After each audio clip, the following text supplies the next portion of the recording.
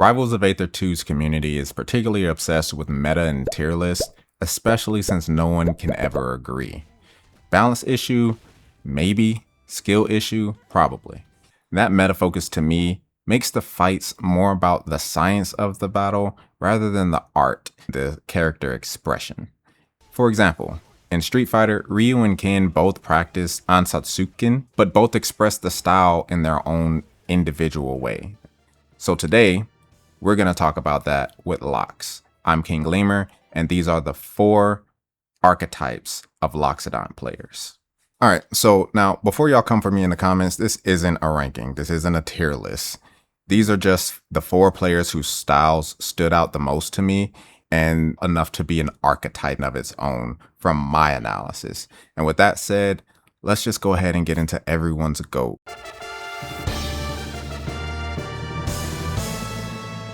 Gekinga is one of the most entertaining and electrifying Loxodont players to watch, not to mention being one of the top 50 NA R2CS players in the world. I've dubbed him the Berserker because his insane movement along with his brutal punish game is not to be played with. He's very good about closing a stock when the opportunity presents itself, and he probably mixed you up to do it. But in closely watching his gameplay, he's momentum driven. And when that momentum dries up, it can be hard to get that momentum back. Not to mention he chooses recovery routes that sometimes leaves me scratching my head. But that's the point of a Berserker, overwhelm you with very high offense at the expense of defense. And speaking of defense, that brings us to our next player.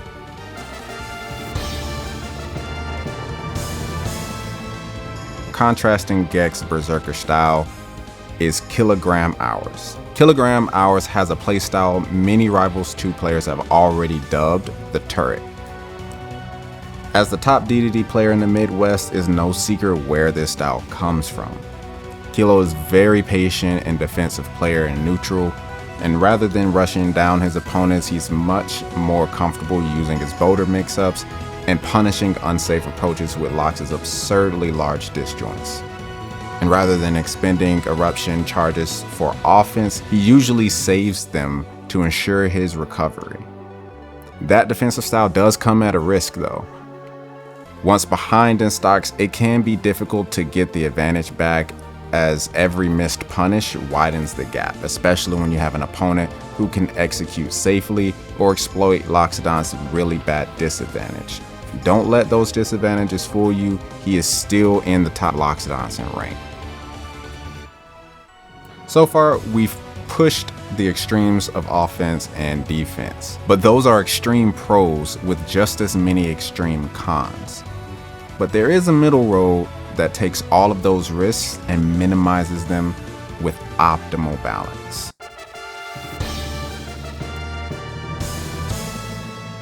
Stango is that veteran soldier whose experience is undeniable. He's been in many battlefields, among many being 17th at Genesis 5 in Melee as Marth, and let me tell you, it shows as his Loxodont won him first at Road to Vegas, a super stacked online tournament leading up to EVO. His neutral is scary, honestly the best example of offense and defensive balance, using primarily Lox's massive axe. Every move is intentional and every swing is decisive and surgical. This is done by maximizing well-spaced normals, minimizing risky boulder play for his edge guarding. But that familiar Marth style can be a bit one-dimensional as we look deeper into Lox's kit. He could use more boulder mix-ups as they can not only keep pressure on, but keep his magma charges up.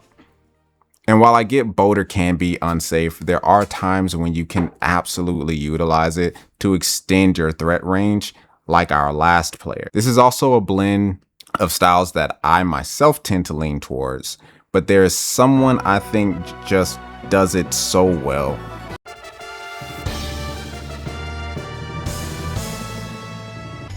Rottweiler style is an offensive use of Molten Boulder as a primary gameplay, but instead of focusing on just its defensive capabilities, is used to create an opening and push for an advantage. Now, this style can be confused for turret to the naked eye, but there's a distinction to focus more on boulder to create openings, and mixing up the boulder tactics can keep your opponent guessing at just how to approach, and a reckless player will lose badly.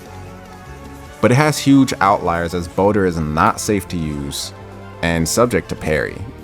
Using it at the wrong time will get you punished, but optimal space usage in neutral and edge guarding can give your opponent a hard time.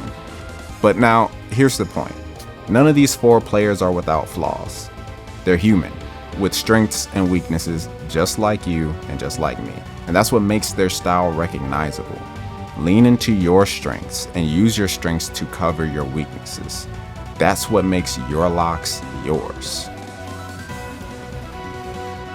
And look, Loxodont is a polarizing character.